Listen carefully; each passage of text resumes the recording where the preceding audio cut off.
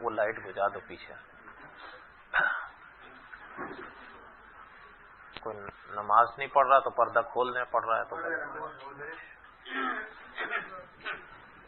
الحمد للہ رب العالمین الصلاۃ والسلام علی سید الانبیاء والمرسلین اما بعد اعوذ باللہ من الشیطان الرجیم بسم اللہ الرحمن الرحیم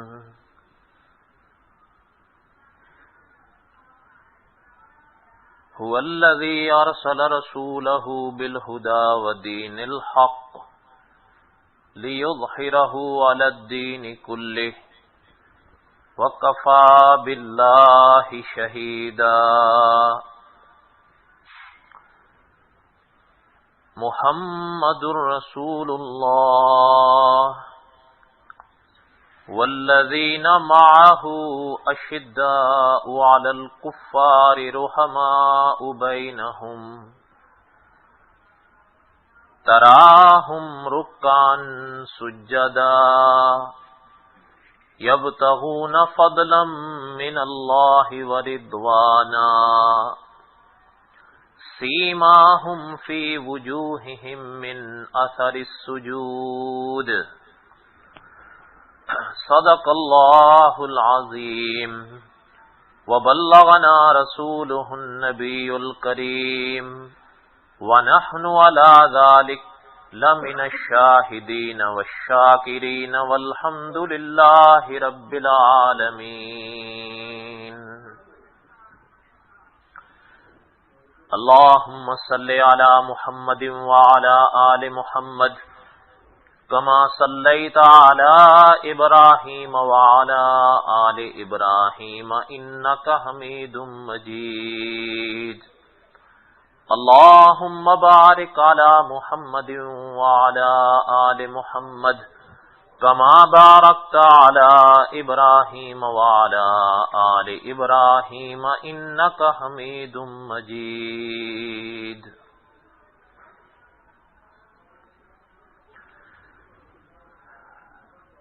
محرم کی آج 29 ہے.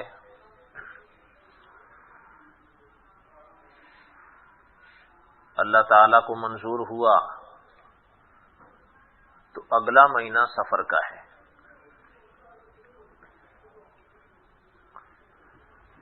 ارادہ یہ ہے کہ اللہ تعالی نے اگر زندگی دی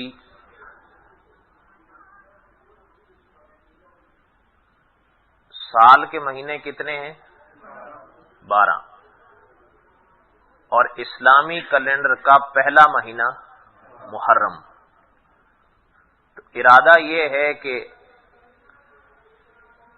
اپنی جستجو کی حد تک اسلامی کیلنڈر کے لحاظ سے جو مہینہ ہوگا اس مہینے کے لحاظ سے ہمارا یہ درس چلے گا.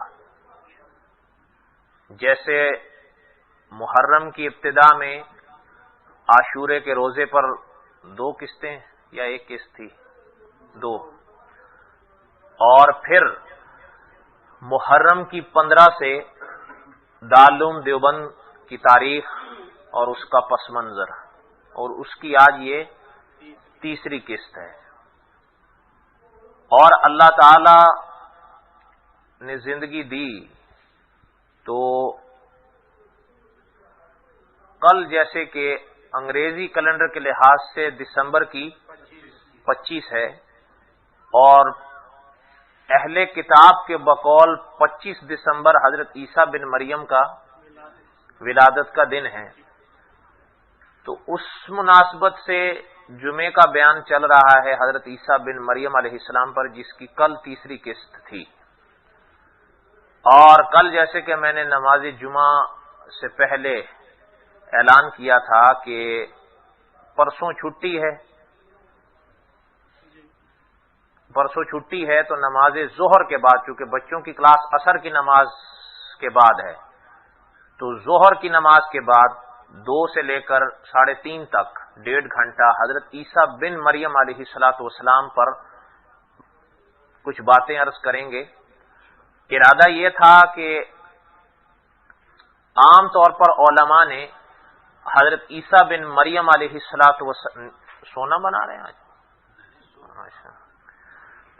حضرت عیسیٰ علیہ الصلوۃ والسلام کی زندگی کو علماء نے 3 ابواب پر تقسیم کیا ہے۔ پہلا باب، دوسرا باب اور تیسرا باب۔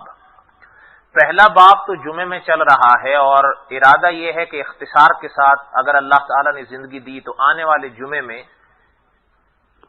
اس کی چوتھی قسط ہوگی اور وقتی طور پر اسی پر روک دیں گے۔ ذہن میں میرے یہ ہے کہ جہاں تک دیکھا جائے تو حضرت کی زندگی کا جو تیسرا باب ہے اس پر ہی آواز کم سنائی دیتی ہے۔ پہلا تو بہرحال پھر بھی عام طور پر بیان ہوتا ہی ہے، اور عام طور پر انٹرنیٹ پر بھی ان کے بیانات موجود ہیں اس موضوع کے، لیکن تیسرا عام طور پر سنائی نہیں دیتا۔ ایسا تو نہیں ہے کہ نہیں ہے، لیکن سنائی نہیں دیتا۔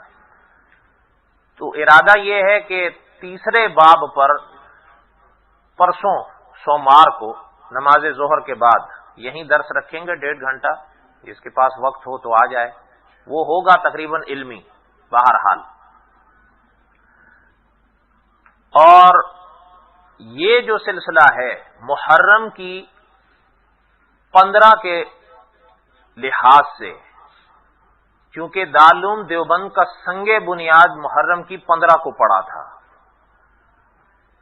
اور یہ جتنی بہاریں ہیں دنیا میں اس وقت بالواسطہ یا بلا واسطہ اسی باغ سے نکلتی ہیں، چاہے وہ جماعت تبلیغ کی بہار ہو، چاہے مدارس کے سلسلے ہوں، اور چاہے مناظروں کے سلسلے ہوں، چاہے جہاد کے سلسلے ہوں۔ اگر پیچھے سے وہ دیکھا جائے تو وہ ساری بہاریں اسی باغ سے نکلتی ہیں۔ تو دارالعلوم کے سلسلے میں تو ارادہ یہ تھا 6 قسطوں کا، اب اس قسط میں جتنے تک بھی ہم چلے گئے، پس منظر پہ ہی پہلے تو ارادہ اتنا تفصیل کا نہیں تھا، لیکن بہرحال وہ آ گیا ضرورت کے تحت۔ اب اس سلسلے کی آج تیسری اور آخری قسط کر کے اگلی جو 3 قسطیں ہوں گی انشاءاللہ، اللہ نے زندگی دی تو وہ دارالعلوم دیوبند کے عنوان پر ہی رہیں گی۔ یہ تو پس منظر پہ زیادہ باتیں ہو گئیں۔ پہلے تو میں سوچ بھی رہا تھا اس دن، میں نے کہا اگر کسی نے سن لیا تو وہ کہے گا یہ عجیب تمہید ہے، 3 درس خالی تمہید پر ہی گزر گئے ہیں۔ بہرحال وہ ضرورت کے تحت ایسا ہو گیا، وہ کہتے ہیں نا کہ ارادہ تھا تھوڑا اور ہو گیا کچھ زیادہ۔ جیسے میں نے کل جمعے میں عرض کیا تھا، ٹوٹی پھوٹی جو بھی محنت ہے جس کی بھی ہے، دعا کیا کریں کہ اللہ تعالیٰ کے ہاں قبول ہو جائے۔ ہاں اصل بات تو جیسے میں نے آج نماز ظہر کے بعد اعلان کے وقت عرض کیا تھا کہ تنظیم کی روح اور جان مولانا نور الحسن بخاری رحمت اللہ علیہ حضرت فرمایا کرتے تھے کہ دین کے ہر کام میں اللہ خلوص نصیب فرمائے تو اجر ہی اجر ہے۔ اس لیے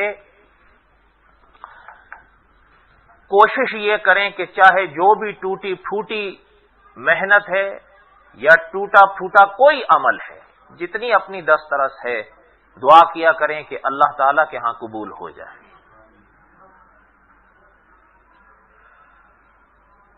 دارالعلوم دیوبند تک ہم چند باتیں اس لیے عرض کرنا چاہ رہے ہیں کہ کچھ باتوں کو جاننا اب بہرحال ضروری ہے۔ بسا اوقات تو یہ سوال کیا جاتا ہے کہ دارالعلوم کی تاریخ کو جاننے کی ضرورت کیا ہے؟ ضرورت ہے، اب پہلے تھی کہ یا نہیں تھی، لیکن اب بہرحال ہے۔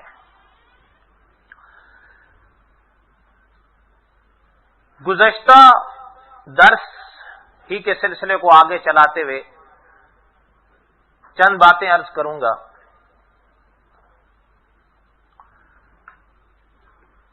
آپ کو یاد ہوگا میں نے گزشتہ درس میں سن 1857 کے عنوان سے کچھ باتیں عرض کی تھیں، لیکن جتنی میں نے عرض کی تھیں وہ سن 1857 کے بعد کی تھیں یا پہلے کی؟ پہلے کی تھی نا، کہ عموماً ذکر اس وقت کا آیا تھا جو ہمارا ماضی ہے، پہلے کا دور۔ عام طور پر آپ دیکھیں تو 3 زمانے بیان کیے جاتے ہیں یا سنے جاتے ہیں یا لکھے جاتے ہیں، ماضی، حال اور مستقبل۔ سیاست کے لحاظ سے تو بہرحال موجودہ جو ہمارا حال ہے وہ سب کے سامنے ہی ہے، اور اب ہم لوگ اپنے موجودہ حالات پر ہی گزشتہ دور کو قیاس کرتے ہیں کہ اب ایسے ہیں تو تب بھی ویسے ہی ہوں گے۔ بلکہ میں تو چند روز پہلے ایک آدمی کی بات سن کے دنگ رہ گیا، وہ کسی اور سے بات کر رہا تھا، میرے تو کان میں پڑ گئی۔ وہ کہہ رہا تھا مسلمانوں کی کوئی اپنی زبان بھی ہے؟ مسلمانوں کی کبھی اپنی زبان تھی نہیں، کہتا انگریزوں کی اصل زبان ہے۔ لا حول ولا قوت الا باللہ، مذاق نہیں کر رہا ہوں۔ وہ شاید اس کی وجہ خیر جہالت تو ہے ہی ہے، یہ جہالت کے ہی اندھیرے ہیں، لیکن ایک چیز یہ بھی ہے کہ حال ایسا ہے تو اس کو دیکھ کر اپنا گزرا وقت بھی ہم ایسے ہی محسوس کرتے ہیں کہ شاید اب بھی ایسا ہی ہوگا، حالانکہ ایسا نہیں ہے۔ اس کی کچھ جھلکیاں تو میں نے گزشتہ درس میں عرض کر دی تھیں کہ یعنی اب جو دور ہمارا ہے، اب یعنی مجھ سے اس دن ایک عزیز مجھے بتا رہے تھے کہ یہیں کی ہانگ کانگ کی بات ہی بتا رہے تھے کہ ایک صاحب ایک جگہ بیٹھے تھے، بات کرتے کرتے وہ یہ کہنے لگے، مجمع میں بات کرتے کرتے کہنے لگے یار وہ کون ہیں جن کا نام آتا ہے تو پھر انسان انگوٹھے چومتا ہے؟ انا للہ و انا الیہ راجعون، یعنی وہ بات حضور علیہ السلام کی کرنا چاہ رہا تھا لیکن اس کو حضور کا نام بھی نہیں آ رہا تھا، اور اس کو پتہ نہیں ہے لا الہ الا اللہ محمد رسول اللہ میں صبح شام حضور کا نام لے رہا ہوں۔ حضور کا نام گرامی محمد صلی اللہ علیہ وسلم کلمے میں موجود ہے، کیا کہیں گے؟ اور ہم یہ سوچتے، لیکن یہ عام اب ایسی حالتیں ہیں، حالانکہ اس کے برعکس علامہ خالد محمود صاحب کے الفاظ کہ اگر ہم کسی سے یہ پوچھیں کہ بھائی تم کون ہو، اور وہ کہے میں نہیں جانتا، تو علامہ صاحب نے فرمایا ہم زیادہ سے زیادہ اس کو یہ کہہ سکیں گے کہ یہ پاگل ہے، یہی ہے نا، زیادہ سے زیادہ ہم یہی کہہ سکیں گے۔ لیکن علامہ صاحب نے فرمایا اگر اسی شخص سے آپ یہ پوچھو کہ محمد صلی اللہ علیہ وسلم کون ہے اور وہ کہے کہ میں نہیں جانتا، حضرت نے فرمایا اب یہ پاگل نہیں، اب یہ کافر ہے۔ اس سے پتہ چل رہا ہے کہ النبی اولی بالمؤمنین من انفسہم، کلام پاک کی اس آیت کی روشنی میں بھی پتہ چل رہا ہے کہ اپنی پہچان اتنی ضروری نہیں جتنی محمد رسول اللہ کی ہے، لیکن ہم انہی ضروریات سے غافل ہوئے ہیں۔ عام طور پر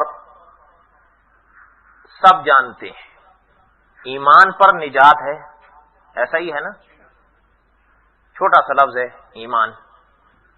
آپ کسی مسلمان سے اس کو تعریف پوچھ کے دیکھیے، اسے کہیے ایمان کے لفظ کی تعریف کر دو، سوال ہی نہیں پیدا ہوتا،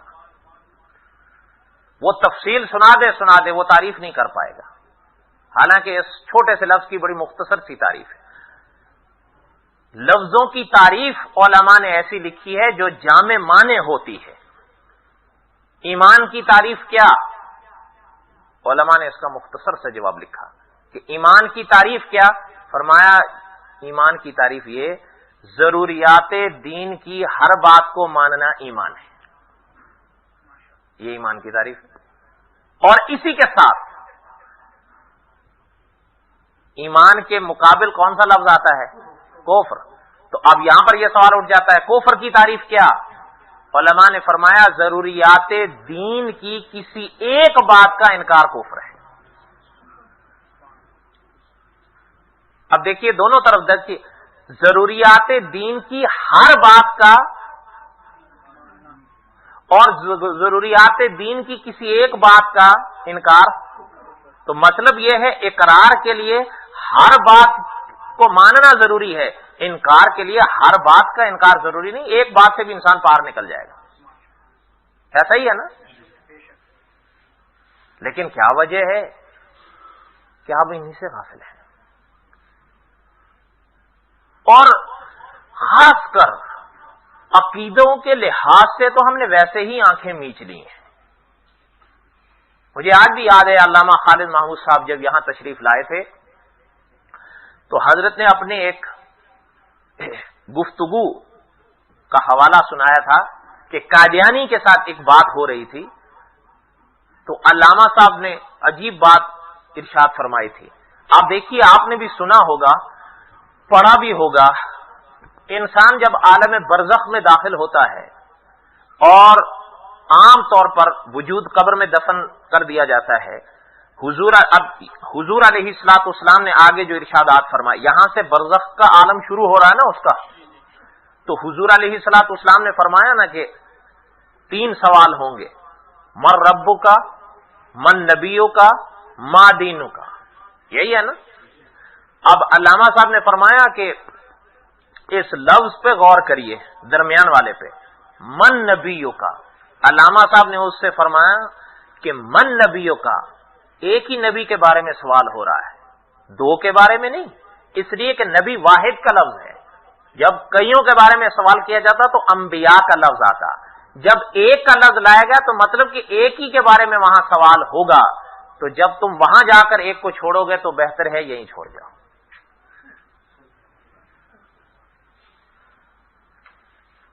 کہنے لگا ہم جلدی جلدی سے 2 نام لے لیں گے۔ علامہ صاحب نے فرمایا وہاں چالاکی نہیں چلے گی۔ آپ بتاؤ وہاں چالاکی چلے گی؟ وہاں چالاکی نہیں چلے گی، لیکن بات یہ ہے کہ عقیدے کے لحاظ سے ہی یہ کمزوریاں ہیں، بلکہ خود آپ کو شاید یاد ہو مناظر اسلام مولانا منظور احمد چنوٹی رحمت اللہ علیہ، حضرت جب تشریف لائے تھے تو حضرت نے درس کے دوران فرمایا تھا کہ پہلے جب یہ شور اٹھایا گیا تھا، تو اس نام سے اٹھایا گیا تھا کہ 14ویں صدی آخری ہے، اسی پر اٹھایا گیا تھا۔ جنہوں نے پرانی تاریخیں پڑھی ہوں وہ جانتے ہیں، ہم لوگ خود بچپن میں سنتے تھے کہ 14ویں صدی آخری ہے، 14ویں صدی آخری ہے، گاؤں گاؤں شہر شہر میں یہ مشہور تھا۔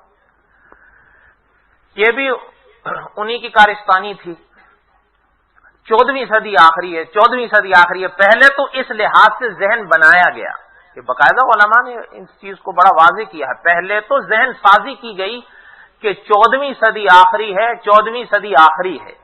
جب یہ گولی لوگ نگل گئے، میٹھی گولی تھی، نکلنے میں کیا حرج، ٹھیک ہے مان لیا 14ویں آخری تو کیا ہوتا ہے ان کو۔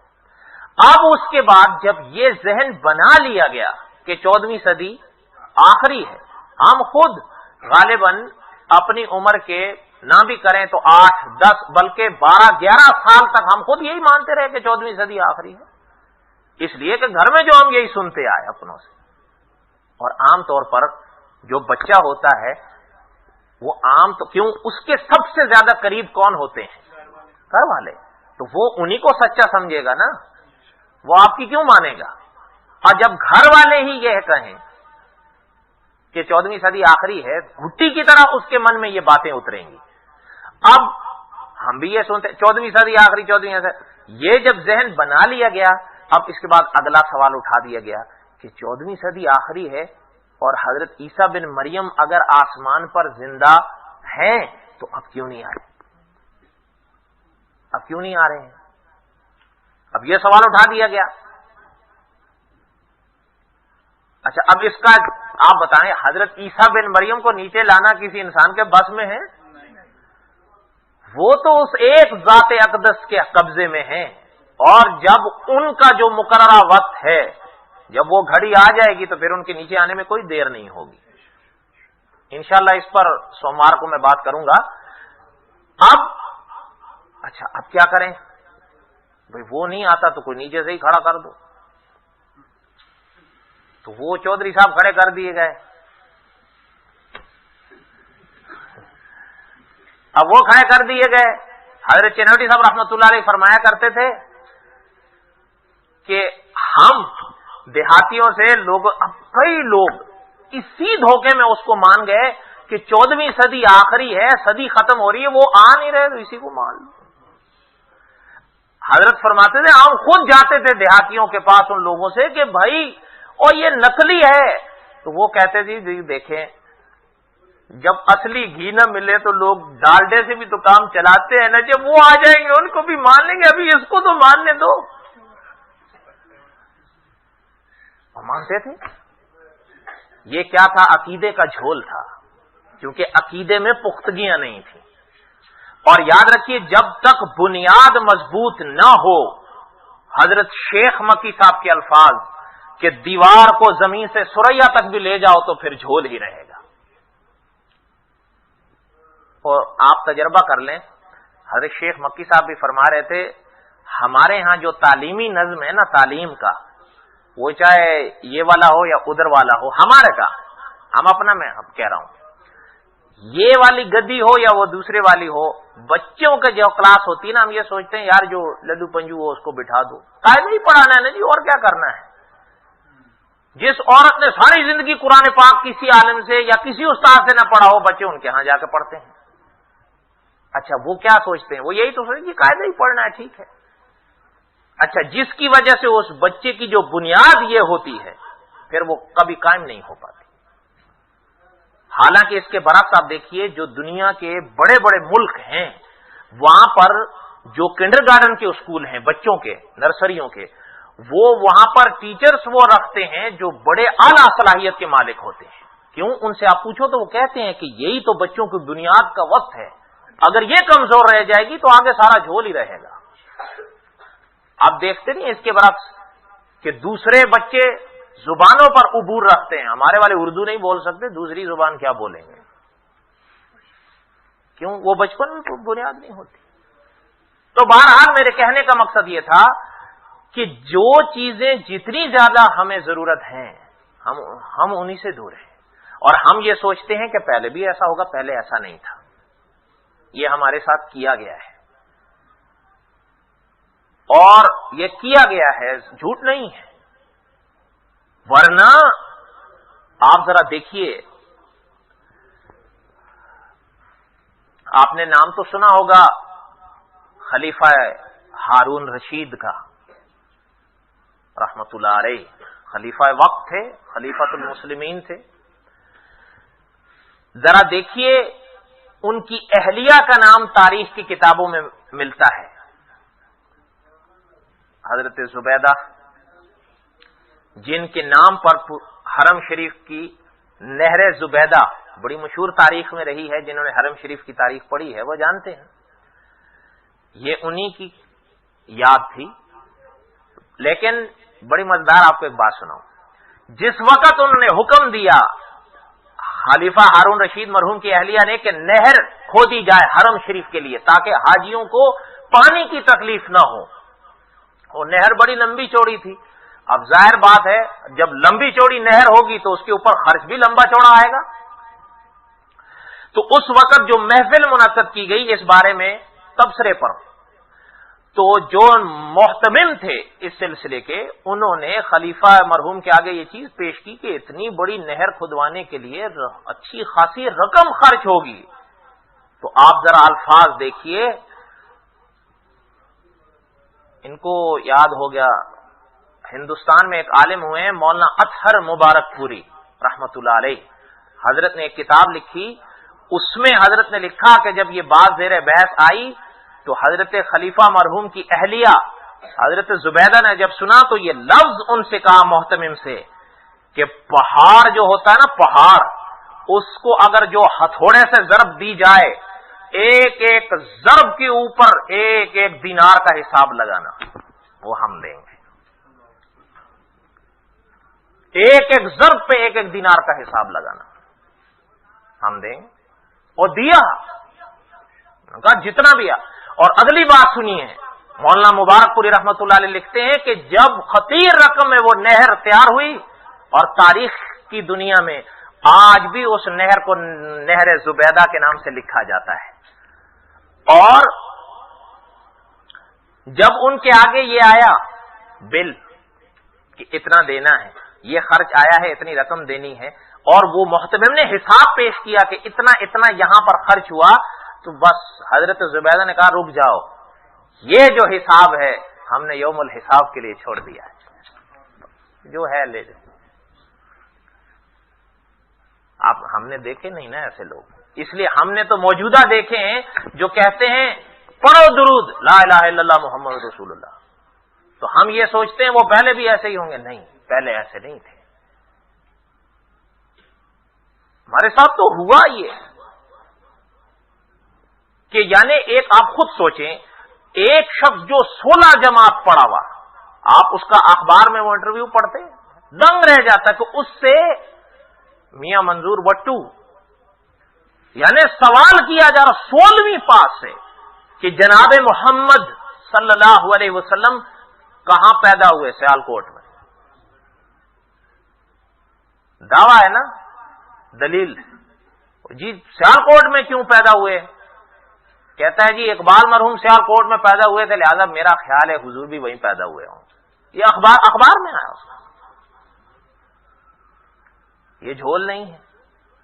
ایک اور آیا، اس سے پوچھا نماز جنازہ کی کتنی رکھتے ہیں؟ کہتا ہے 4 رکھتے ہیں۔ سچ بتاؤ نماز جنازہ کی رکھتے ہیں؟ ایک اور آیا، اس سے پوچھا نماز فجر کا وقت کب شروع ہوتا ہے؟ کہتا ہے سورج نکلنے کے 1.5 گھنٹہ بعد۔ یہ کیا ہے؟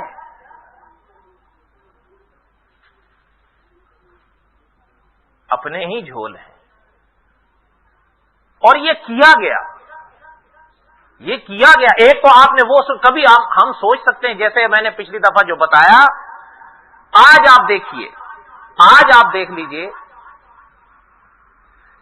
پچھلے ہفتے جیسے میں نے عرض کیا تھا کہ صرف بنگال کے اندر کتنے مدرسے بتائے تھے؟ 80,000 مورخین نے لکھا 80,000 مدرسے صرف بنگال میں۔ اب ہم سوچ سکتے ہیں، اور جیسے میں نے گزشتہ آپ کو یاد ہوگا میں نے بتایا تھا، دہلی کے قریب ایک ریاست تھی روہیل کھنڈ، بتایا تھا نا، کتنے مدرسے بتائے تھے کہ جن صرف ان مدرسوں کا خرچ والی اپنی جیب سے دیتا تھا۔ کتنے بتائے تھے؟ 200۔ کتنے؟ اور آگے سنیے، یعنی یہ چیز تو اس سمے بھی نہیں آپ یاد آ رہی ہے کہ مورخین نے لکھا ہے کہ افغانستان سے لے کر یہ مدارس کے ساحلوں تک جو مدرسوں کے سلسلے تھے، ہر ایک مدرسے کا پورا خرچ سلطنت مغلیہ اپنے خزانے سے دیتی تھی، کوئی رسید کاپیاں نہیں ہوتی تھی، کوئی امام کوئی استاد چندہ کرنے نہیں جاتا تھا۔ اور یاد ہوگا یہاں پر بات آ کے رکی تھی کہ سن 1601 آیا، سن 1600 اور لائسنس، اور کب ملا؟ سن 1600 اور کتنے آئے تھے؟ کتنے آئے تھے اور کہاں آئے تھے؟ گجرات۔ کتنے آئے تھے؟ اور سونے کی یہ چڑیا تھی۔ اور اگلی بات سنیے، وہاں سے میں نے یاد ہے بتایا تھا کتنے خاندان ملے تھے تو 30,000 پاؤنڈ اکٹھا ہوا تھا، وہاں سے وہ سونا لائے۔ یہاں سے کیا جاتا تھا؟ مورخین نے لکھا کھانے پینے کی چیزیں جاتی تھیں، تجارت ہوتی تھی، وہ تجارت کی کمپنی تھی۔ اچھا، اس کے سنگ دیکھیے کہ مورخین نے لکھا ہے کہ یہاں سے حکماء، پروفیسر، پڑھے لکھے لوگ یہاں سے وہاں بھیجے جاتے تھے تاکہ یہ جو یہاں والے پڑھے ہیں وہاں پڑھائیں۔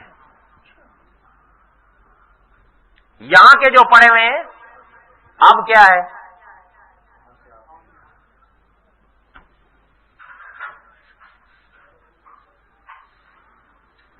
لیکن کس طرح کیا گیا؟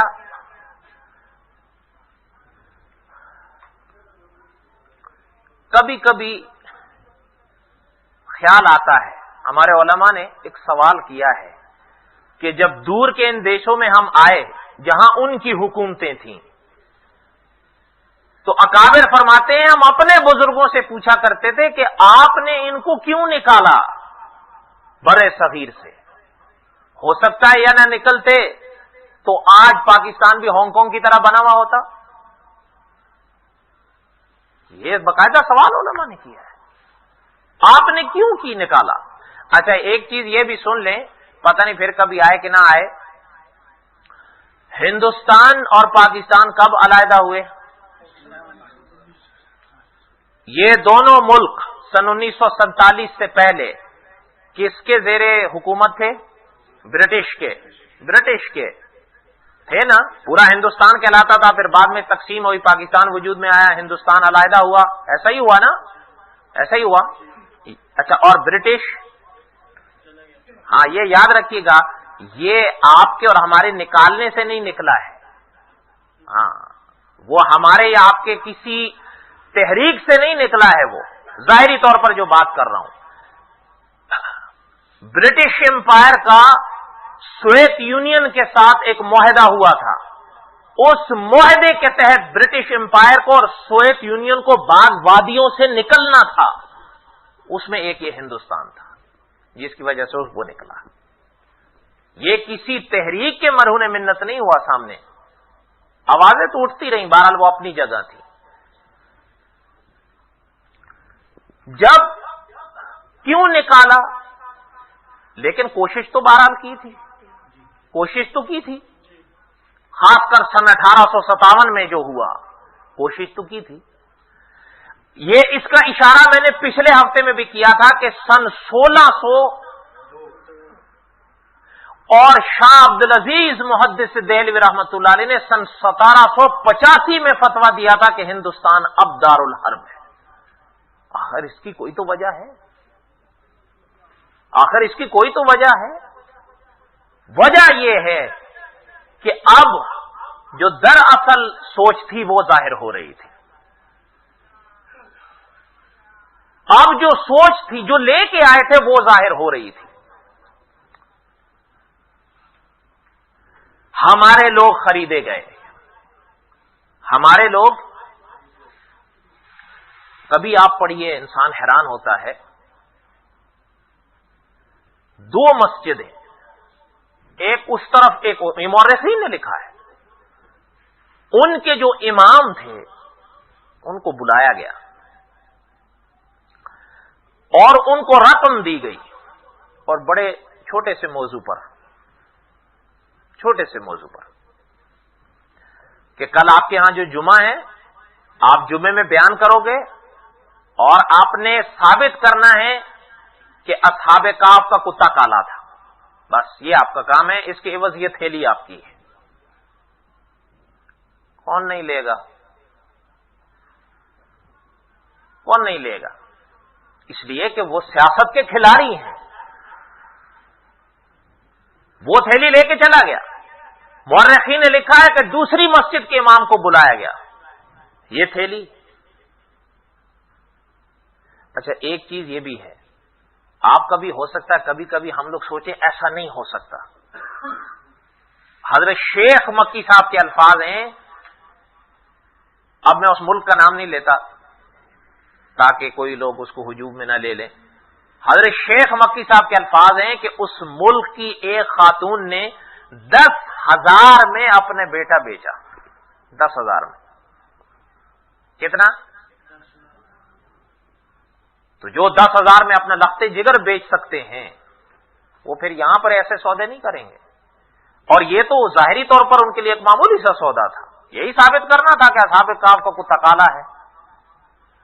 دوسرے کو بلایا، مورخین نے لکھا کہ اس کو جو تھیلی دی گئی اس کو اس چیز پر منایا گیا کہ یہ تھیلی تمہاری ہے، صرف ایک کام تمہارے ذمہ ہے، کل جمعہ ہے، تم جمعے سے پہلے جو بیان کرتے ہو اس میں ثابت کرنا ہے کہ اصحاب کہف کا کتا چٹا تھا، بس یہ تمہارا کام ہے، یہ تھیلی تمہاری ہے۔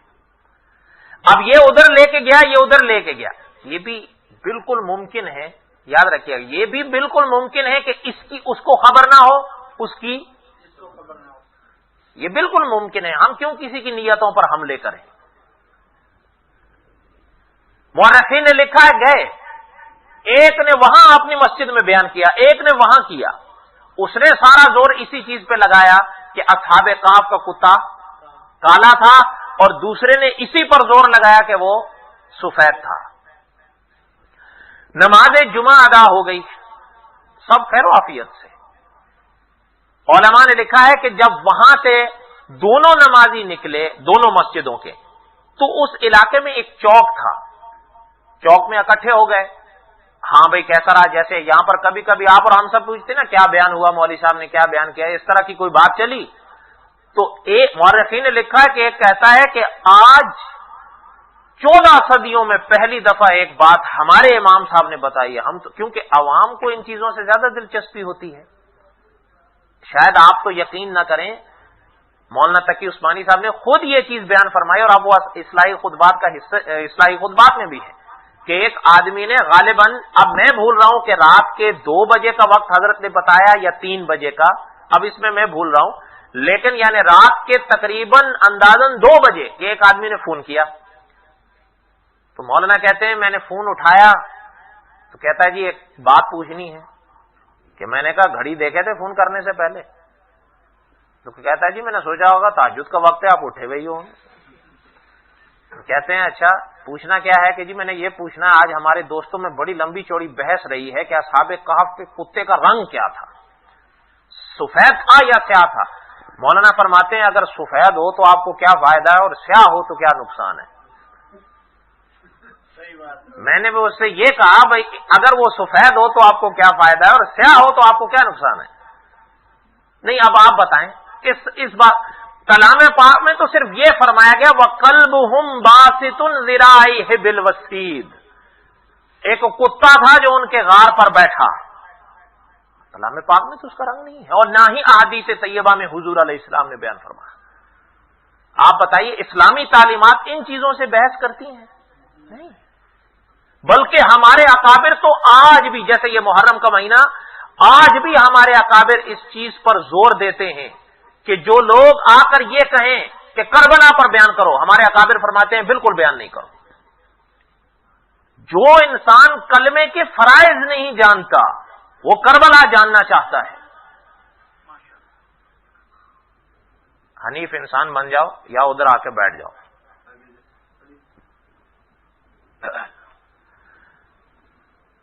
کہ جو انسان اپنی سچ بتا، اچھا کربلا کی جب بات چلے گی یزید کی بات خود بخود زیر بحث آئے گی. اچھا نہیں آپ بتائیے، ہمارے اکابر فرماتے ہیں کہ حشر کے میدان میں اللہ نے آپ کو اور ہمیں کھڑا کر کے یہ پوچھنا ہے کہ یزید کیسا تھا بتاؤ. اللہ نے ہم سے ہمارے بارے میں پوچھنا ہے کہ تم کیسے تھے. مولانا تقی عثمانی صاحب کے والد مفتی اعظم ہند و پاک محمد شفیع صاحب رحمۃ اللہ علیہ، حضرت سے ایک دفعہ کسی نے پوچھا حضرت یہ یزید کی بخشش ہو جائے گی؟ حضرت نے فرمایا مجھے خود اپنی فکر پڑی ہوئی ہے، پتہ نہیں میری بخشش ہوگی نہیں، تمہیں یزید کی فکر پڑی ہوئی. نہیں سچ بتائیں، اللہ نے ہم سے اس کے بارے میں تو نہیں پوچھنا. ایک انسان ہم سے 13 صدیوں پہلے گزر گیا، اللہ نے ہم سے پوچھنا ہے. اب جب یہ ہوئے، علماء مورخین نے لکھا ہے کہ جب اس نے سن کے کیا ثابت کیا کہ کالا تھا، عجیب بات ہے، کیا کہہ رہے ہو، وہ تو سفید تھا. کہ یہ کیسے ہو سکتا ہے؟ ہمارے والے نے کہا ہمارے مولوی صاحب نے ثابت کیا وہ سفید ہے، تم کہتے ہو. تو غصے میں جب گتھم گتھا ہو گئے تو کبھی کبھی گالی گلوم ہو جاتی ہے. عوام جو ہوئے، اب جب وہ ہوئے تو شروع ہو گئے، حتیٰ کہ بعد مورخین نے تو لکھا ہے کہ کئی لوگوں کے خون نکل گئے اسی مسئلے پر. دوسری طرف ہندوؤں کو خریدا گیا. بعض ہندو ویسے بھی لکشمی کے پجاری تھے، وہ بھی نکل گئے. ہمارے لوگوں کو خریدا گیا. اور آپ کبھی دیکھیے، آدمی کبھی کبھی حیران ہوتا ہے، بعض وہ لوگ پرانی کتابیں تاریخ کے آپ پڑھیں تو تصویر کے ساتھ وہ نظر آتے ہیں، تصویر کے ساتھ، کہ بعد میں تو ان کے زندہ باد کے نعرے لگے ہیں، لیکن اس وقت وہ انگریز کے گھوڑوں پہ کھرکھرا مار رہے تھے. اور جب وہ جانے لگا تو اس نے گھوڑا دیا اس کو اور کہا کہ یہ صبح ہے، اب سورج نکل رہا ہے، سویرا ہو رہا ہے، گھوڑا بھگاؤ، شام تلک جتنا گھوڑا بھگا لوگے ساری جاگیر تمہاری ہے. اس کے برعکس آپ دیکھیے کہ جو دوسرے طرف تھا، کہ جو ان کی کسی ہاں میں ہاں ملانے کے لیے تیار نہیں تھے، وہ کیسے ملاتے؟ آپ سچ بتائیے. یعنی جو اکابر اس صورت پر آئے تھے کہ آپ نے شاید نام سنا ہوگا مولانا حفظ الرحمان سیو ہاروی رحمت اللہ علیہ، یہ ایسے عالم تھے، اس دور میں تقریر کی انہوں نے اور لفظ ان کے سنیے. فرمایا کہ اگر کوئی فرنگی کسی مسلمان کو اس شرط پر اپنی فوج میں رکھتا ہے کہ صرف میری فوج میں رہو اور صرف نماز پڑھ لیا کرو، فرمایا اس کی نماز حرام ہے، حرام ہے، حرام ہے.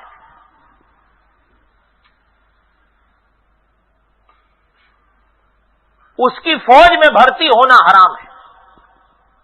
اس کے دور میں نماز پڑھنا کہ جو نوکری وہ دے رہا اس میں صرف اس یہ کام وہ آپ کے سپرد کر رہا ہے کہ نماز پڑھو، مان نہیں، یہ نماز نہیں پڑھو، چوراہے پہ پڑھ لو، غربت میں پڑھ لو، اس کی نوکری میں صرف نماز کی اقراری پر بھی نماز مت پڑھو. وہ کبھی اس چیز کو برداشت کر سکتے تھے؟ اب جب شاہ عبدالعزیز محدث دہلوی رحمۃ اللہ علیہ نے یہ فتویٰ دیا، اسی کے سنگ آپ اب ذرا اپنوں کی سنیے. جب ابھی پچھلے درس میں ایک بات میں نے عرض کی تھی عبارت کے عنوان سے، آپ کو شاید یاد ہوگی، سلطان ٹیپو مرحوم کی سنی تھی نا. عام طور پر اب ہمارے لوگ نہیں جانتے کہ ان کے ساتھ ہوا کیا تھا، ان کے ساتھ ہمارے اپنوں نے غداری کی تھی. اور یہ بھی یاد رکھیے کہ اس دور کے مورخین بھی لکھتے ہیں کہ فرنگی کا جھنڈا مغل سلطنت کی دہلی پر لہرانے کے لیے سب سے بڑی اگر کوئی ریاست اس کے راہ میں رکاوٹ تھی تو وہ یہ سلطان ٹیپو کی تھی. سب سے بڑا پتھر وہ اس ریاست کو سمجھتے تھے، کیونکہ دوسری طرف سے تو وہ آتے جا رہے تھے، حالانکہ آئے تو تجارت کے نام پر، لیکن قابض ایک سے ایک، ایک سے ایک، ایک سے ایک. کوئی بات سمجھ میں بھی آ رہی ہے؟ تھوڑا سا یہ سنیے کہ ہماروں نے کیا کیا. لیکن ابھی بھی مغل سلطنت دہلی سے ٹوٹی. سنیے، سلطان ٹیپو مرحوم کا نام تو سنا ہوگا نا. مرزا غلام نبی جاںباز مرحوم لکھتے ہیں، اب اس بات کو دھیان سے سنیے کہ ہمارے والوں نے کیا کیا ہے.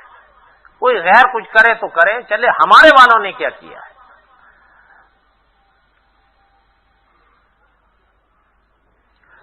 حضرت لکھتے ہیں کہ باہر والوں کو ہندوستان میں کاروبار کرتے قریباً پون صدی ہو چکی تھی. اس دوران اس نے اندازہ کیا کہ تجارت کے علاوہ بھی ہندوستان پر حکومت کا حاصل کوئی دشوار کام نہیں رہا. ایسے میں ہندوستان کا نہ کوئی جغرافیہ ہے اور نہ ہی سرحد. باہر والوں نے تاجر ہونے کے علاوہ، باہر والے تاجر ہونے کے علاوہ فطرتاً سیاست کے کھلاڑی بھی تھے. ایسے ماحول میں کسی شاطر کے لیے اپنی مہم میں کامیاب ہونا کوئی بڑی بات نہیں. اور جبکہ گھر کے مکی بھی دستوں گریباں ہوں اور گھر کی دیواریں بھی کوتا ہوں تو پھر حملہ آور کو نہ کسی سیڑھی کی ضرورت ہوتی ہے اور نہ ہی کسی مددگار کی. یہ جو انہوں نے اشارہ کیا ہے آپ کوئی سمجھے؟ کوئی سمجھے؟ آگے شاید سمجھ میں آ جاؤ. باہر والوں کے مدراس، کلکتہ اور بمبئی کے علاقوں پر کاروباری انداز سے اپنے مستقبل کا نقشہ وہ لکیرتے جا رہے تھے. یاد ہوگا میں نے پہلے گزشتہ درس میں بتایا تھا کہ بمبئی کا جو علاقہ ہے اس پر کس کی حکومت تھی؟ ٹھیک ہے نا. اور یہ بھی میں نے بتایا تھا کہ تاریخ میں اس دور میں برطانیہ کے ایک پرنس ملتے ہیں، پرنس چارلس سیکنڈ دوم. ان کی شادی کن سے ہوئی تھی؟ پرتگیز کی شہزادی سے. تو پرتگیز کے جو کنگ تھے انہوں نے بمبئی کا علاقہ،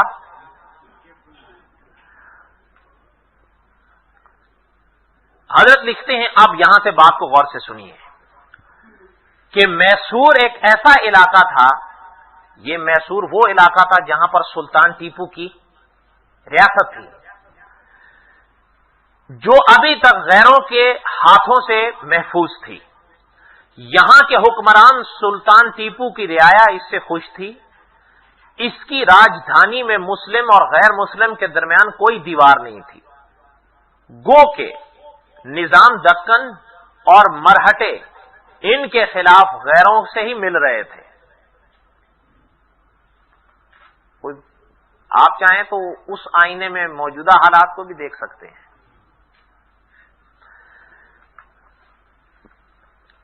حضرت لکھتے ہیں ایک ہندو مورخ ہوئے ہیں ڈاکٹر سین کے نام سے.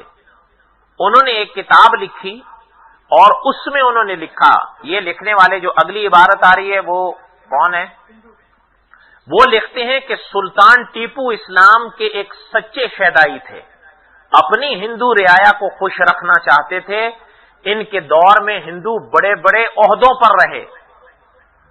سلطان کی نجی زندگی تمام اقسام کی برائیوں سے پاک تھی. وہ اپنی سلطنت کو سلطنت خداداد کہتے تھے. یہی وجہ تھی کہ ان کے دور میں نسلی امتیاز کا کوئی نشان نہیں تھا. آگے سنیے، جہاں مرحوم لکھتے ہیں کہ سلطان ٹیپو مرحوم نے اپنے والد کی موت کے بعد سن 1782 کو یہ حکومت سنبھالی. اس وقت اس سلطنت کا رقبہ شمال میں دریائے کرشنا سے جنوب تک پھیلا ہوا تھا اور مشرق میں اس کی سرحد مشرقی گھاٹ تک اور مغرب میں اس کا دامن سمندر میں بھیگ رہا تھا. سلطان نے راج گدی پر بیٹھتے ہی انسانی قربانی پر پابندی لگائی، جس کی طرف جہاں مرحوم نے اشارہ کیا ہے کہ اس کی قربانی ہے. کس کی قربانی ہے؟ یہ ہندوؤں کی ایک رسم تھی. ان کی جو دیوی اور دیوتاؤں ہیں، بلکہ وہ جیسے حضرت شیخ مکی صاحب فرماتے ہیں کہ آپ پوجنے والے تو کم ہیں، دیوتے زیادہ ہیں.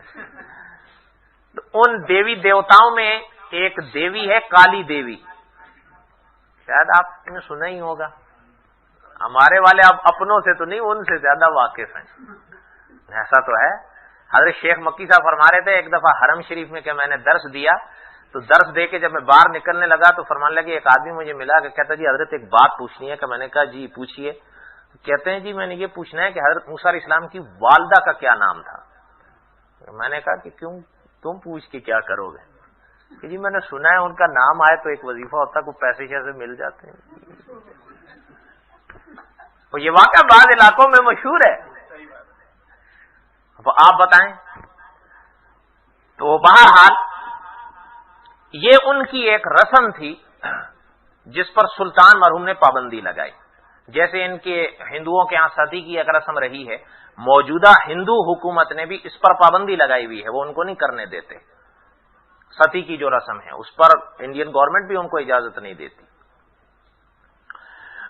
بہرحال انہوں نے اس رسم پر پابندی لگائی. میسور میں سندل کی لکڑی، ہاتھی دانت، سیاہ مرچ، ناریل کی تجارت حکومت کے قبضے میں تھی. یہ تمام چیزیں جدہ سے مسقط تک جاتی تھی. جن سے حکومت کو بے شمار آمدنی ہوتی، شیشے کا سامان، اسلحہ، بارود اور کاغذ بنانے کے کارخانے قائم تھے۔ ان حالات میں غیروں کے نزدیک میسور کی ریاست بڑی اہمیت کی حامل تھی۔ ایسا ہی ہے نا؟ آپ میں سے کس نے سلطان ٹیپو مرحوم کی تاریخ پڑھی ہے؟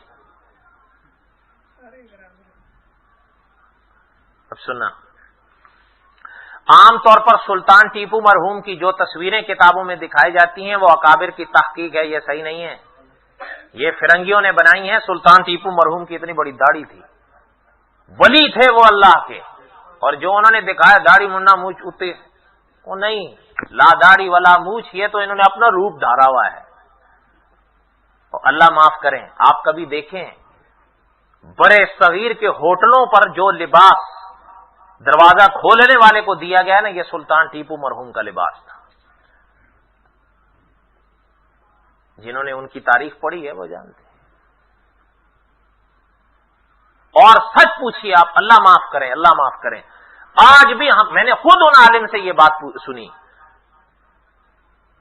آپ کو شاید سنا، آپ نے نام سنا ہوگا، مفتی جمیل احمد تھانوی رحمت اللہ علیہ، ان کے شاگرد تھے۔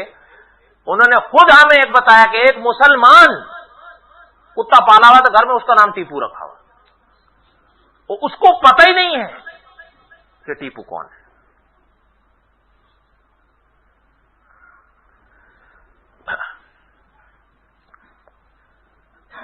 یہاں تک کوئی بات سمجھ میں آئی ہے؟ آگے سنیے، 25 منٹ ہیں ابھی۔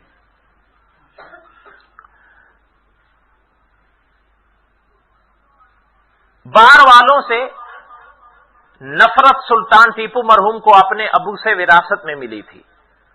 وہ ان غیروں کو ہندوستان کا دشمن سمجھتے تھے، جبکہ غیر تجارت کے بہانے ہندوستان پر چھاتے ہی جا رہے تھے۔ سلطان جان گئے تھے کہ اس مرحلے پر ان غیر ملکی لوگوں کے طوفان کے سامنے بند گر نہ باندھا گیا تو مغربی تہذیب ایشیا کا سارا بانک پن توڑ دے گی۔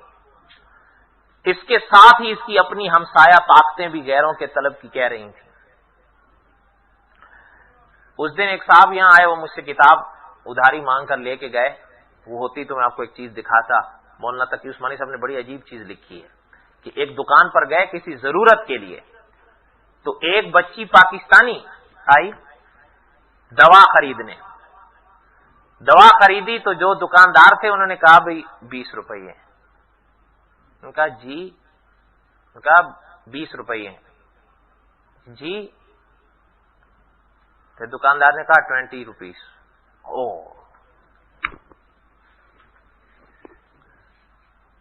مولانا کا وہ بڑا ایک مستقل مضمون ہے، ہم بھی منہ میں زباں رکھتے ہیں، اس کو ذرا پڑھیے، وہ کبھی اخبار جنگ میں چھپا تھا، میرے پاس تھا، وہ کوئی صاحب لے کے گئے مانگ کر۔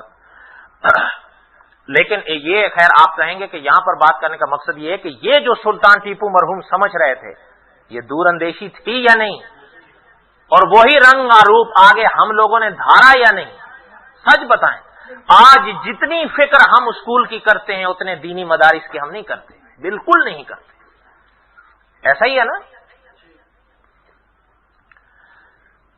دہلی کے تخت پر اس وقت شاہ عالم دوم تھے، انہیں مرہٹوں نے 15,000 روپیہ سالانہ پنشن دے کر اپنا بنا لیا تھا۔ اس طرح مرکز تو کمزور ہو چکا تھا۔ سلطان کی دلی تمنا تھی کہ مرکز میں مرہٹوں کا اقتدار کسی طرح ختم کر کے مرکز میں اسلامی نظام قائم کیا جائے۔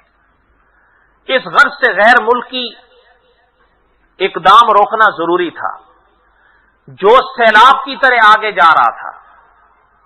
اچھا یہ ایک چیز ہے، فرق ضرور پڑتا ہے، یاد رکھیے گا، فرق ضرور پڑتا ہے۔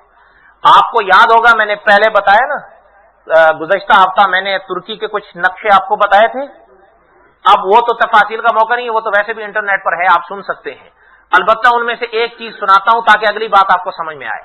میں نے وہ استنبول میں وہ کمرہ آج بھی دیکھا ہے، سلطان سلیم مرحوم نے جو کمرہ بنوایا تھا، وہاں پر سلطان سلیم مرحوم نے हुजूर अलैहिस्सलातु वस्सलाम और सहाबा की यादगारों को महफूज किया था। अब उस तफसील का यह मौका नहीं है। वो अजब घर, वहां पर वो कमरा अब उस अजब घर का हिस्सा है। सुल्तान सलीम मरहूम ने जब वो चीजें मिस्र से लाकर वहां पर रखी तो हाफिजों की एक जमात हजरत ने वहां मुकर्रर की थी कि अलहम्द की अलिफ से लेकर वन्नास के सीन तक कुरान पढ़ना है। और जब एक जमात थक जाती थी अगली जमात तैयार रहती थी। जिस हर्फ पर वो खत्म करते थे अगली जमात उस अगले हर्फ से शुरू कर देती थी।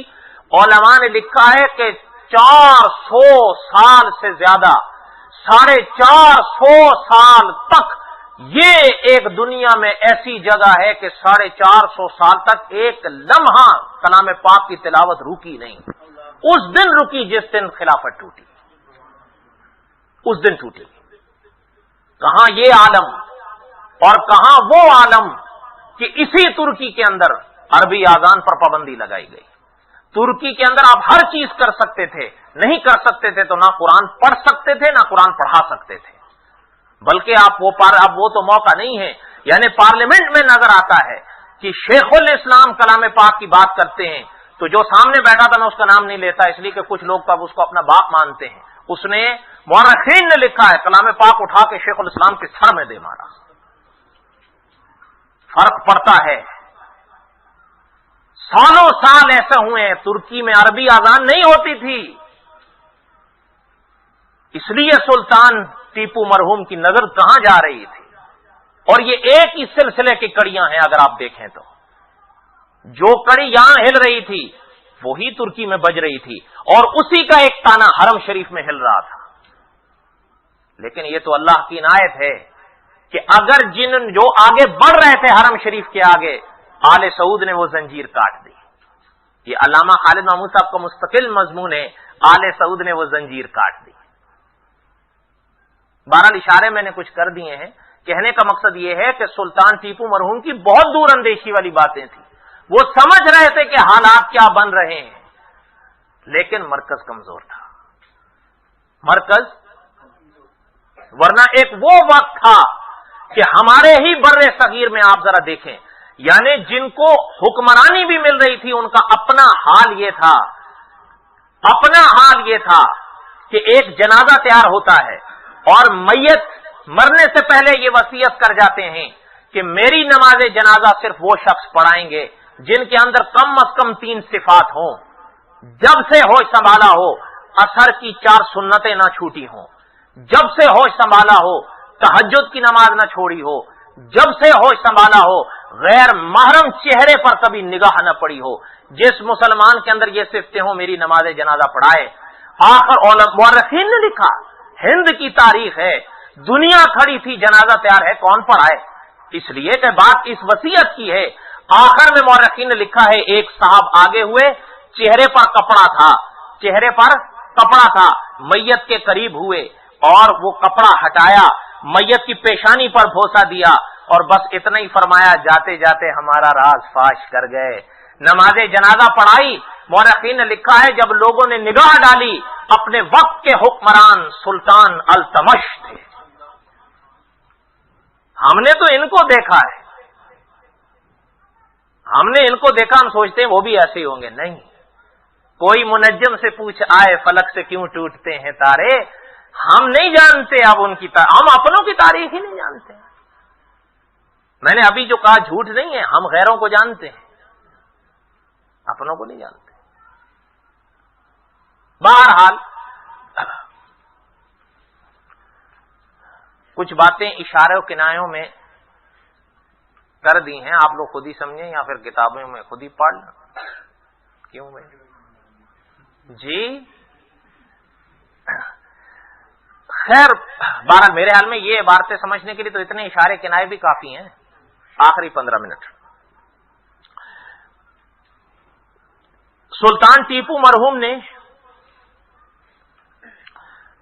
हिंद की आजादी बरकरार रखने के लिए अपने अब्बू के नक्शे कदम पर चलते हुए तुर्की, ईरान, अफगानिस्तान के अलावा हैदराबाद, दक्कन ऐसे मुस्लिम सरबराहान ममलिकत से एक अपील की یہ کون کر رہے ہیں؟ ہاں سنیے اس کو، آؤ اور ذرا دیکھیے گا یہی صدائیں آپ کو اس دور میں بھی کہیں کہیں سنائی دیں گی۔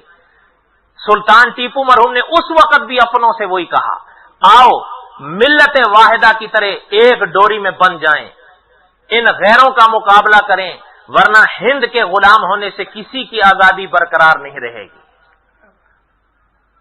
سلطان ٹیپو مرحوم کے الفاظ۔ اور سچ پوچھیے آج بھی اگر آپ غور کریں تھوڑا سا دنیا کا نقشہ تو آپ نے بھی دیکھا ہوا نا، کبھی رکھ کے ذرا دیکھیے، آج بھی اگر کوئی آدمی یہ کہتا ہے کہ اللہ نے ان کو بہت کچھ دیا ہوا تھا ہمیں کچھ نہیں دیا، اللہ نے ہمیں سب کچھ دے رکھا ہے،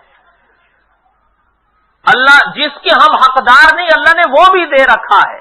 کبھی آپ ذرا دنیا کا نقش سامنے رکھیے، انڈونیشیا سے اوپر مصر تک نگاہ ڈالیے، ترکی تک دیکھیے، ایسا لگتا ہے کہ مسلمان ملکوں کی ایک زنجیر ہے جو نیچے تک آئی ہوئی ہے۔ نہر سویز ان کے پاس ہے، جزائر ان کے پاس ہیں، اگر ایک اتفاق کی راہ قائم کر لیں یقین جانیے کہ غیروں کو دن میں تارے دکھا دیں۔ لیکن مسئلہ یہ ہے اگر میں اس تھان پر بیٹھا ہوں تو میں چاہتا ہوں میری بس قائم رہے، باقی وہ جانے۔ اصل بات یہ ہے، حالانکہ اکابر فرماتے تھے کہ مسلمان کی تعریف یہ ہے کہ اگر عرب میں کسی مسلمان کو درد ہو تو چین کے آخری کونے میں بھی مسلمان کو محسوس ہونا چاہیے، یہ حضور کی تعلیم تھی۔ لیکن اب ایسا نہیں ہے، لیکن ایسا دور آ جائے گا، ایسا دو حالات بن رہے ہیں، کبھی ہم سوچ سکتے تھے کہ یہ دور آئے گا؟ میں نے ایک دفعہ ایک درس میں عرض کیا تھا، شاید آپ کو سن 1901 میں ایک مسجد تھی انگلینڈ کے اندر، ایک، وہ بھی ایک گھر کے اندر، اور اس کی تصویر بھی میرے پاس ہے، سن 1901 میں۔ اب سن 1995 کی بات بتا رہا ہوں، حالانکہ ہم 95 سے بھی آگے نکل آئے ہیں۔ سن 1995 کی رپورٹ کے مطابق صرف انگلینڈ میں 1200 سے زیادہ مسجدیں تھیں۔ کبھی کوئی آدمی سوچ سکتا ہے؟ اور خود ہمارے ایک عالم تھے، وہ بتا رہے تھے ہمارے جماعت کے کچھ ساتھی غالباً نیو یارک کا قصہ، یہ میں شک کے ساتھ کہہ رہا ہوں کیونکہ بہت پرانی بات ہے، اب میرے بھی ذہن میں شہر میرے غالب گمان کے مطابق نیو یارک کی بھی ہے، بہرحال بات امریکہ کی ہے، کہ وہ چل رہے تھے تو ایک جگہ ایک کلینک نظر آیا ڈاکٹر کا، تو 2 یا 3 ساتھی جو بھی تھے دروازہ کھٹکھٹا کے اندر چلے گئے۔ تو اچھا یہ آپ محسوس کریں گے، دیکھیے خوبی مان لینی چاہیے، چاہے امین صاحب فرماتے تھے خوبی مان لینی چاہیے چاہے دشمن میں بھی ہو، ان والوں میں اور ان میں یہ فرق ہے، آپ ان سے بات کریں وہ آپ کی بات سنیں گے، یہ والے تو آپ کو دیکھ کے ہی بھاگ جائیں گے، یہ فرق ہے ان میں ان میں۔ انہوں نے اجازت مانگی ڈاکٹر صاحب سے، ڈاکٹر صاحب نے ان کو ویلکم کیا۔ اب دل کی ڈوریں تو اس ذات اقدس کے ہاتھ میں ہے نا، حضور علیہ السلام نے فرمایا کہ ابن آدم کے دل خدا کی 2 انگلیوں میں ہے، جدھر چاہیں پھیر دیں۔ کہ آئیے، تو حضرت بتا رہے تھے کہ انہوں نے پوچھا جماعت تبلیغ کے ساتھی سے کہ کوئی بیماری ہے؟ وہ کہنے لگے نہیں ہم تو آپ کا علاج کرنے آئے ہیں، تو وہ ہنس پڑے، تو کہنے لگے خیر میں آپ کے لباس سے ہی سمجھ رہا تھا کہ بات تو بہرحال کچھ اور ہوگی، لیکن ٹھیک ہے آپ لوگ کیا کہنا چاہتے ہیں؟ انہوں نے کہا جی ہم ایک دعوت لے کر چلتے ہیں، جس چیز کو ہم اپنے لیے بہتر سمجھتے اور مانتے ہیں ہم چاہتے ہیں آپ کے آگے بھی پیش کریں، لیکن لا اکراہ فی الدین، دین میں سختی نہیں ہے، پھر آپ کی مرضی ہوگی۔ مولانا نے فرمایا کہ وہ ڈاکٹر صاحب کہنے لگے کہ آپ کی بات میں بعد میں سنوں گا، پہلے میری ایک بات سنو۔ یہ بات سنا دوں؟ کہیں تو اگلے ہفتے سنا دوں۔ انہوں نے کہا کہ میری ایک بات سنو۔ جی کیا سنیں؟ انہوں نے کہا بات یہ ہے کہ مجھے، اس نے تو خیر لفظ گاڈ ہی ادا کیا، وہ بھی گاڈ خدا کو ہی کہتے ہیں، کہ مجھے خدا نے اتنی دولت دی ہے کہ اگر میں چاہوں تو سونے کے سپون سے کھا سکتا ہوں، اتنی دولت ہے میرے پاس، لیکن دل کا چین جس کو کہتے ہیں وہ نہیں ہے۔ میں آپ کو سچی بات بتا رہا ہوں، باوجود اتنی دولت ہونے کے ساری رات کروٹیں بدلتا ہوں، مجھے نیند نہیں آتی، میں नींद आवर गोलियां भी खाता हूं तो मुझे नींद नहीं आती, एक दिल में बेचैनी है।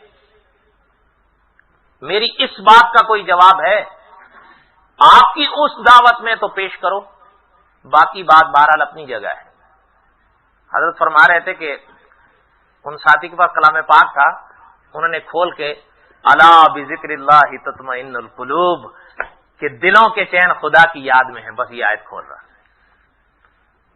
कि जो सवाल आपका है उसका जवाब अल्लाह ने दिया है, मोहम्मद रसूलुल्लाह की जुबान से हम तक आया है सल्लल्लाहु अलैहि वसल्लम, कि दिल का चैन खुदा की यादों में है। उसने कहा बस बात खत्म है, फिर कैसे आपके दीन में आते हैं? उनका ला इलाहा इल्लल्लाह मोहम्मद रसूलुल्लाह, कलमा पढ़ा, साहिब दौलत तो था ही। उन्होंने कहा हमारे मरकज अगर आप जाएं, कहा भाई कब कलमा पढ़ा है, मेहनत करके इस क्लिनिक में बैठा हूं जिस्म के लिए, तो अब मेहनत करके रूह पर भी तो काम करूंगा, तुम चलिए मैं आपके साथ चलता हूं। हजरत बर्रा बता रहे थे कि वो उन डॉक्टर साहब को लेकर रायविंड आए। कहां आए? रायविंड आए। और फिर हजरत फरमा रहे थे कि आंखों से उनको हमने देखा, उसी डॉक्टर साहब को, वो अंग्रेज थे, उन्हीं डॉक्टर साहब को, कि जो खुद उनसे जबकि हमने मुलाकात की तो कहते हैं अल्लाह की इनायत है। और वाकई ही जो चीज इन्होंने दिखाई थी, अब तजुर्बा हमने खुद देख लिया कि पहले ख्वाब आवर गोलियां खा के नहीं सो पाता था, अभी सिर्फ शोरबा पीता हूं, रात को जो लेटता हूं तो खराटे इतने होते हैं, तहज्जुद के लिए भी इन हजरात को पता नहीं कितनी दफा जोड़ना पड़ता है मुझे, तब मैं उठता हूं। इन्नका ला तहदी मन अहबब्ता वलाकिन अल्लाह यहदी मन यशा, हिदायत के फैसले अल्लाह के हाथ में। तो बहरहाल मेरे कहने का मकसद यह था कि इन चीजों से बहरहाल असर तो पड़ता है, लेकिन हमारे वालों ने इन्हीं चीजों से आंखें मींची। आखिरी बात सुनिए, ये तो रह ही गई, अल्लाह ने जिंदगी दी तो आगे। हजरत लिखते हैं, बस आखिरी 2 पन्ने हैं और 10 मिनट हैं, हमारे पास पूरे हो जाएंगे इंशाअल्लाह। हजरत लिखते हैं कि हजरत की वो बात तो याद है ना, आओ। हजरत लिखते हैं सिवाय अफगानिस्तान के शाह जमान मरहूम के किसी ने हजरत सुल्तान की इस अपील का जवाब नहीं दिया, और खासकर सुल्तान मरहूम की अपील के मुताबिक सिर्फ उन्होंने दिया, बाकी।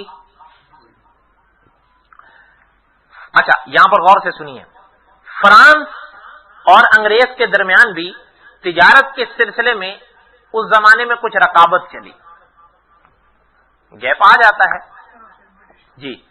हजरत लिखते हैं कि लंदन की तरह फ्रांस ने भी एक कंपनी बना रखी थी, लेकिन लंदन और फ्रांस की कंपनियों में तजाद था। अच्छा, फ्रांस तिजारत के मामले में फिरंगी से अक्सर मार खा जाता था। इस इख्तिलाफ से फायदा उठाते हुए सुल्तान मरहूम ने फ्रांस के हुक्मरान नेपोलियन को राब्ता किया। याद होगा मैंने पिछले दर्स में नेपोलियन का इशारा किया था, याद है, कि जिसकी वालिदा ने वो हीरा बेचकर नेपोलियन को आजादी दिलवाई थी। मैंने कहा था ना जिलावतनी की वो जिंदगी गुजार रहे थे। जिन्होंने फ्रांस की तारीख पढ़ी है वो ये सब बातें जानते हैं। आपने फ्रांस का आईफल टावर देखा होगा या तस्वीरों में कम से कम देखा होगा, देखा है ना, ये इनकलाब फ्रांस की ही यादगार है, और यही वो जगह है जहां पर फ्रांस के बादशाह को फांसी दी गई थी। लेकिन ये मरहला हम देखते हैं तो हम अब अपने मुल्क नहीं संभाल पाए, लेकिन एक वो हुजूर अलैहिस्सलातु वस्सलाम के करीब के दौर के जो मुसलमान थे, स्पेन को अबूर कर करके फ्रांस की सरहद को छू रहे थे। मरकज ने इतला दी थी यहीं रुक जाओ, आगे ना जाओ, कहीं ऐसा ना हो कि हम संभाल ना पाए। फ्रांस तक जा पहुंचे थे। सुल्तान टीपू मरहूम ने नेपोलियन से राब्ता किया, लेकिन उन दिनों एक तरफ तुर्की रूस से बरसरे पैकार था, दूसरी तरफ नेपोलियन अपनी फौजों समेत मिस्र तक आ निकला। फ्रांस और तुर्की भी बहम उलझे। उन हालात में नेपोलियन सुल्तान टीपू मरहूम का कोई साथ न दे पाया। अलबत्ता नेपोलियन ने फ्रांस के बाजारों में अंग्रेजों का माल जाना बंद कर दिया। ये पाबंदी उसने लगा दी। क्या? ये पाबंदी लगाई, जिसके बाद अंग्रेज का कारखानेदार और ताजिर बेकार होकर बैठ गए। सुल्तान टीपू मरहूम इससे पहले انگریز سوداگروں سے کاروبار کی تمام مراعات واپس لے چکے تھے، جس سے انگریز مشکلات میں الجھ رہا تھا، اور دونوں طرف، ادھر بھی اور ادھر بھی۔ معترض نے ایک اعتراض کیا ہے سلطان ٹیپو پر کہ اگر فرنگی سے انگریز سے نفرت تھی تو پھر فرانسی بھی تو ہم وطن نہیں تھا، اس سے کیوں یہ اپیل کی گئی، اس سے کیوں ساتھ مانگا گیا؟ حضرت لکھتے ہیں کہ سلطان ٹیپو مرحوم نے انہیں اپنے تعاون کی دعوت کیوں دی؟ حضرت لکھتے ہیں بعض مورخین نے سلطان پر عدم بصیرت کا الزام لگایا ہے، سمجھ رہے ہیں آپ، اشارہ کر دیا، لیکن یہ بات صحیح نہیں ہے، یہ صحیح نہیں ہے، کیونکہ دشمن کا دشمن دوست ہوتا ہے، ایسا ہی ہے نا۔ خیر یہ تو ایک الگ بحث ہے۔ بہرحال سلطان ٹیپو مرحوم کے جذبے سے وہ لوگ حب وطنی، جرت ایمانی اور سلطان کی بہادری سے وہ لوگ متاثر تھے، مگر غافل نہیں تھے۔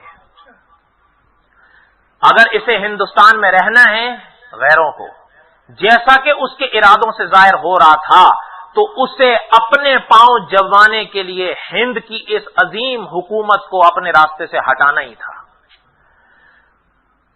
وقت اور وقت اگر ہم رکاب ہوں تو اس راستے کی دوری بھی منزل کو قریب کرنے میں ساتھ دیتی ہے۔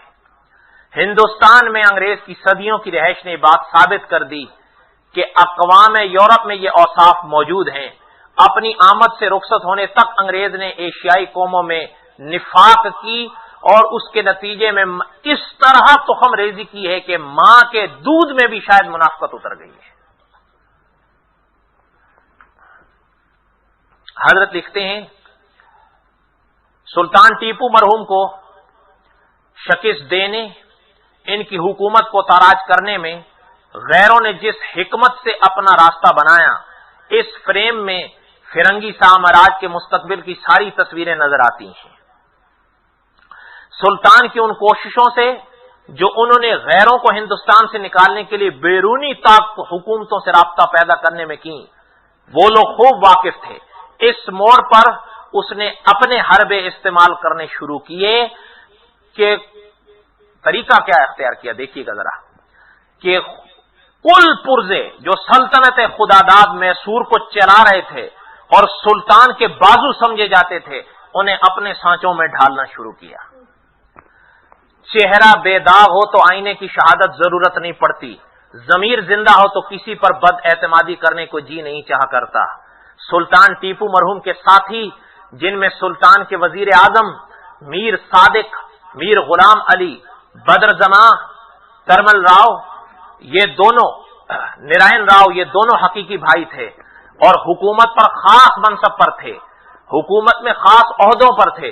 سلطان کو ان پر گھر کے لوگوں کی طرح بھروسہ تھا۔ غیروں نے ان پہ کمندیں ڈالنی شروع کر دی اور ڈور کو ایسی ڈھیل دی کہ شکار کی گردنیں جال میں پھنستی ہی چلی گئیں۔ میر صادق اور پورنیا، یہ ہندو تھا، وزیر تھا، سب سے پہلے اپنے سلطان ٹیپو مرحوم کے قتل میں انگریزوں کا کالا کار بنے۔ انہوں نے قلعے کے تمام راز انگریزوں تک پہنچا دیے، باقی وزراء کو گمراہ کیا۔ ان نمک حراموں نے اپنے مربی سے بے وفائی کی کہ ان کے علاوہ نظام اور مرہٹے بھی سلطان کے ساتھ دشمنی کر رہے تھے۔ میسور کا وہ ہندو خاندان بھی جس سے کسی زمانے میں نواب نے حکومت لی تھی، انگریزوں سے اندر خانے میسور کی واپسی کی شرط پر معاہدے کر رہے تھے۔ اس کے جاسوس بھی سلطان کے خلاف تھے۔ خود سلطان کا گھوڑ سوار فوج کا کمانڈر بدر زمان انگریز سے جاگیر کے لالچ میں سلطان کا سودا کر بیٹھا۔ اس غدار نے انگریز کو قلعے کا راستہ بتایا جو خفیہ راستے ہوتے ہیں۔ میر صادق اور پورنیا نے انگریزی حملے کے وقت تمام فوجوں اور نگہداروں کو تنخواہ دینے کے بہانے اہم چوکیوں سے واپس بلا لیا، یہاں تک کہ سلطان کے وفادار سپہ سالار غفار خان کو بھی شہید کر دیا۔ انگریزوں کو قلعے کے اندر لانے والے سلطان کی فوج کے اہم امیر قاسم علی تھے۔ اس دوران میر صادق سلطان کی تمام انٹیلیجنسیوں کو اپنے قبضے میں لے چکا تھا۔ سلطان کو قلعے پر حملہ آوروں کے متعلق غلط خبریں پہنچاتا رہا۔ ان کے علاوہ چند ہزار ساتھی رہ گئے تھے جنہیں سلطان نے اپنے بیٹے حیدر علی اور پورنیا کے ساتھ کر کے قلعے کے باہر لگایا تاکہ حملے کو روکو، لیکن پورنیا نے حیدر کی کوئی تدبیر چلنے نہ دی۔ یہی وہ پورنیا ہے جسے سلطان کی شہادت کے بعد انگریزوں نے میسور کی ہندو ریاست کا دیوان مقرر کیا تھا۔ ایسے حالات میں سلطان ٹیپو اپنے اور پرائے غداران وطن کے نرغے میں گھر گئے۔ ان کے جو خاص تھے راجہ خان نے سلطان کو مشورہ دیا کہ آپ ایک کام کریے۔ حضرت نے فرمایا کیا؟ انہوں نے کہا آپ اپنے آپ کو ان انگریزوں کے حوالے کر دیں تاکہ آپ کی جان مال اور سلطنت بچ جائے۔ وقت کی مصلحت یہی ہے۔ سلطان ٹیپو مرحوم جلال میں آئے، فرمایا تم دیوانے ہو گئے ہو، میں خود کو ان کے حوالے نہیں کروں گا، مجھے گیدڑ کی 100 سالہ زندگی سے شیر کی 1 دن کی زندگی پسند ہے، میں آخر دم تک ان کے ساتھ لڑوں گا۔ میرے نزدیک مصلحت ایمان کی موت کا دوسرا نام ہے۔ آخری بات سنیے، تاریخ آزادی بر صغیر میں بعض دن اپنے عنوان کے ساتھ شخصیتوں کی طرح ہمیشہ زندہ رہ جاتے ہیں۔ سن 1799 کا دن آیا جب سلطان ٹیپو مرحوم کا اس دھرتی پر آخری دن تھا۔ اس دن کی چمک حریت کی ہمیشہ رہنمائی کرتی رہے گی۔ تاریخ اس دن کی حفاظت میں کبھی نگاہی کو نہیں چھپائے گی اور نہ ہی کسی مورخ کا قلم اس کی اہمیت کو کم کرے گا۔